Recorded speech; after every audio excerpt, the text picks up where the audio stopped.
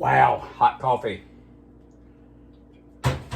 Here we are from AfterDark World Headquarters with your favorite correspondent, KD, welcoming you to a warm, dark Monday morning. We're almost at the end of National Goof Off Month. Let's see, Monday, December 27th. So I know you have consequential things. A lot of you folks are going back to work today. That's a chance to get things done, make money. That's consequential. I want to get to the reading. I want to try something different today. This is The Warrior Elite by Dick Couch, and I wanted to read something. Guidelines for a SEAL officer.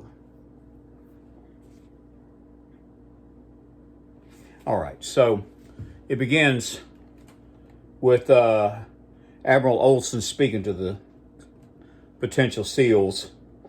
As officers, you will hold different jobs than the enlisted forces. Your position is not about rank and power. It is about responsibility and accountability. Use your authority to lead, manage, champion, and nurture the force. As naval commandos, you will serve in the maritime arm of the nation's Special Operation Force and the Special Operation Arm of the Navy/Marine Corps. Team. This gives you a dual identity and a dual purpose that will pervade all that you do. It means you must be doubly knowledgeable, responsive, and loyal. And it gives you warfighting responsibilities that can be answered by no one else. The Admiral gave his guidelines for a SEAL officer. I'm going to give you a couple of these. I might continue this tomorrow. You are not expected to know everything yet, but you are expected to work and lead at the upper level of your knowledge, skill, and authority. Be a teammate. What's good for the team has priority over what's good for you. Demonstrate professionalism in all that you do. Be sharp. Look sharp. Now, that was for SEAL officers. But boy, I tell you what, that I could easily apply that to becoming a teacher for the first several years. Actually, that applies almost perfectly to my first several years as a teacher. I taught for 15 years. And, you know, the 10,000 hour rule, it wasn't until I was in my 5th or 6th year, maybe a little longer than that, that I kind of calculated I was hitting near the 10,000 mark. Completely honest with you, I don't remember very much of the first 2 or 3 years because it was constant bombardment from all sides with people talking to me. Like you're talking to a guy that prior to becoming a teacher would have a handful of conversations in a day. You go from that to having 300 conversations in a day, and you've got to keep up with everything. It was an interesting profession at that time, although I couldn't necessarily recommend it to anyone. But there were years that I taught that were just glorious.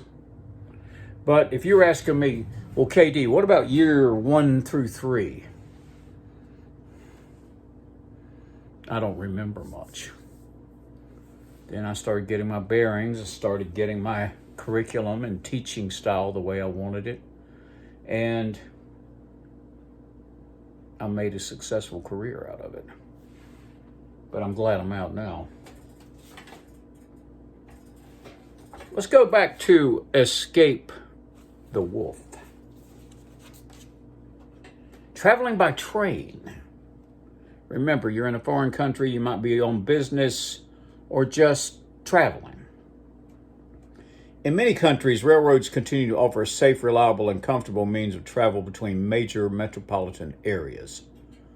Other countries, however, operate antiquated rail systems that are often overcrowded and seldom run on time. As a general rule, The more socially and economically advanced a country is, the more modern and reliable its rail service will be. I could think of Japan. Frequently, rail travel provides a more economical method of travel than other modes of transportation. I'm sure that's true in Europe. Often it is the only available transportation to smaller cities and towns. However, rail travel can present some security risks to the traveler, just like other means of travel. Railroads are soft targets for several types of criminal or terrorist attacks. They operate above ground and are easily accessible to the public. The tracks on which the trains operate are in the open for most of the distance they cover. This easy accessibility provides an inviting target for bombings and or other forms of sabotage. Might continue that. But before we get into Mr. Larry Flynt, I want to show you my Hall of Fame today. World champion, right there. Patrick McGowan from The Prisoner. I watched that show when I was a kid. It blew my mind. Very fond of this one. This is from 1968 when Tiny Tim appeared on Jackie Gleason's show. You'll see Gleason has the ukulele, and Tiny, or I should say Mr. Tim, has Gleason's golf club. Anyway, it's a great photograph. I like it very much. So, let me provide you a little hustler entertainment before I go. Hustler entertainment, that's funny. Chosen by Larry Flynt personally. The Hustler Dictionary defines wake up erection as morning thickness. The Hustler Dictionary defines nudist colony as a place where men and women air their differences.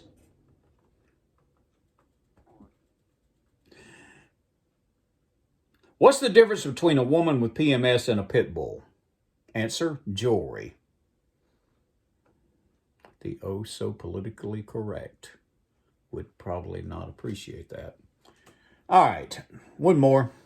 Not realizing that the in-flight PA system was still on after takeoff, the pilot remarked to his co-pilot, "Man, all I need to do is take a healthy shit and then get a blowjob from the stewardess and I'll be all set."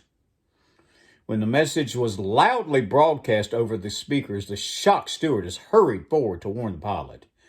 As she rushed up the aisles, an old woman stopped her and whispered, "No need to rush, dearie. He said he was going to take a shit first." Chosen personally by Mr. Larry Flynt. Probably this lady on the cover was chosen by Mr. Larry Flynt too. So anyway, here we are, Monday, December 27th. The warm weather, you can't help but think it's a precursor for the bottom falling out.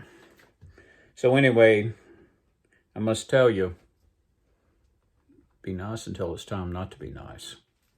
Be kind to animals. Discipline equals freedom. Never complain and never explain. You don't have unlimited time. Remember that. You do know that, right? Get consequential shit done. So, for Mr. and Ms. America, all ships at sea and all sods everywhere. This is your fave old right correspondent, KD. I want to thank all the new subscribers. I've got 77, which is a groovy number, but I sure would like to have 78. Can you help me out? I want to see you all on the road to adventure in the new year, wandering the earth, because perhaps we could wander the earth together and get into an adventure. I want you to do great things today, and let's take care of business.